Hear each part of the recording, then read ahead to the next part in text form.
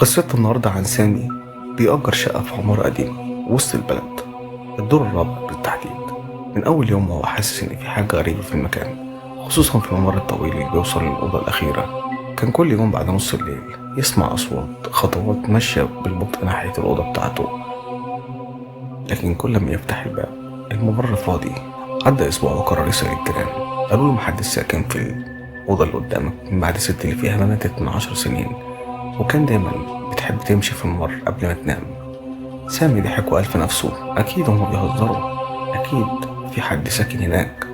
في الليلة اللي بعدها الصوت رجع تاني، لكن المرة دي وقف عند باب أوضته. فضل سامي ساكت وبعدين سمع دق خفيف على الباب. فتح بسرعة، مفيش حد. قفل الباب ونام على الكنبة ومسك تليفونه وجات له فكرة إن هو يسجل الصوت.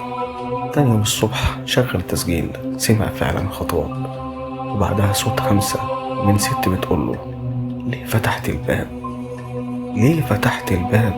كنت خلاص هوصل. جسمه اتجمد والموبايل وقع من ايده. راح بسرعة عند باب الأوضة التانية اللي آخر مرة وقرر يفتحها لأول مرة. أول ما فتح الأوضة الهوا كان بارد جدا وحاسس إن هو مخنوق جوه الأوضة. ولما دخل لقى على الحيطة صورة قديمة لنفس الست واقفة في نفس الممر ولابسة نفس الفستان اللي شافه في الحلم اللي في الليلة اللي قبل دي. مكتوب تحت الصورة: سامي، ما تقفلش الباب. سامي، اوعى تقفل الباب.